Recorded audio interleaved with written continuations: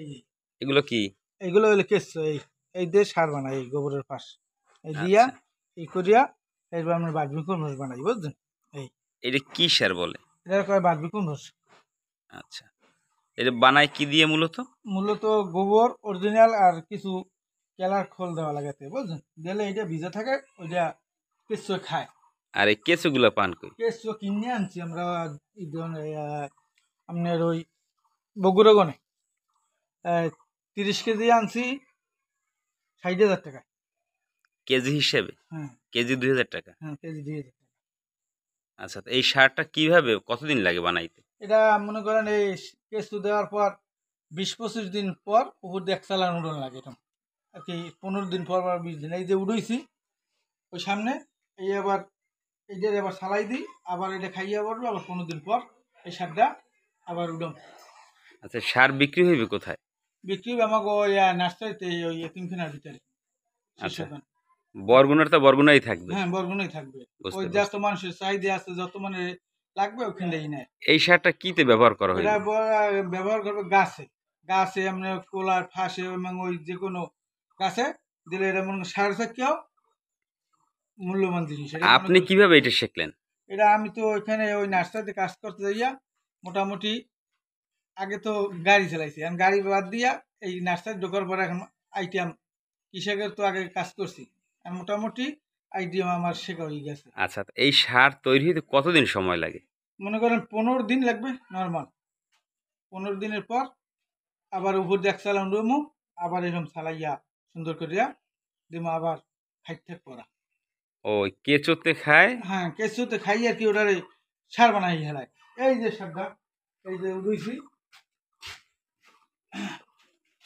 এই সারটা এই সার হয়ে গেছে, এই সারটা হয়ে গেছে, এই সারটা উঠেছি। এখন আবার ওইরকম ওইটারে ম্যানেজ করে দিলে আবার ওইটা খাইবে এরকম, আবার উপর দিয়ে এক চালান রুম। এই যে ওখানে তো ভিজা, এইটা তো শুকনো হ্যাঁ, মনে হয়। এটা শুকনো, এটা খাইয়া তো এই মনে করেন। শুকনাটা কিভাবে করেন? এমনি রাখলে শুকনো হয়ে যায়? হ্যাঁ, এটা শুকনোই এখন। এখানে এটা মনে করেন নিয়া ওই আমরা আর কি বস্তা করে নেবো, ওইখান থেকে কেজি মিলিয়ে মানে যে যা কয় কেজি লাগে দিয়ে দেবো।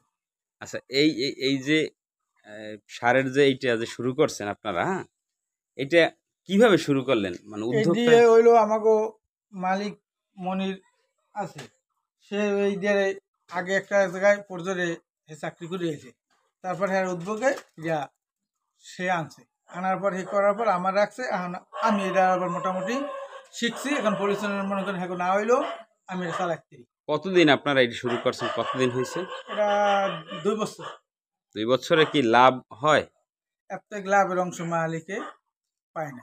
মানে হবে? হ্যাঁ, হবে সামনে আর কি মনে করেন এই।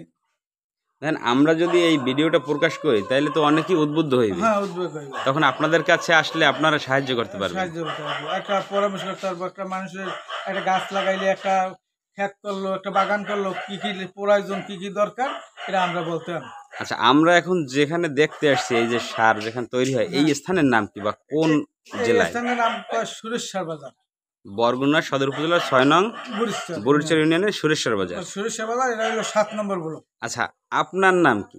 আমার নাম হচ্ছে মোহাম্মদ হারুন খান।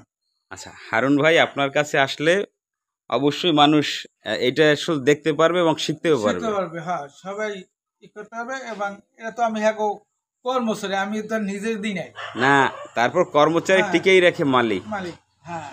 ধন্যবাদ ভাই। আচ্ছা, আল্লাহ হাফেজ।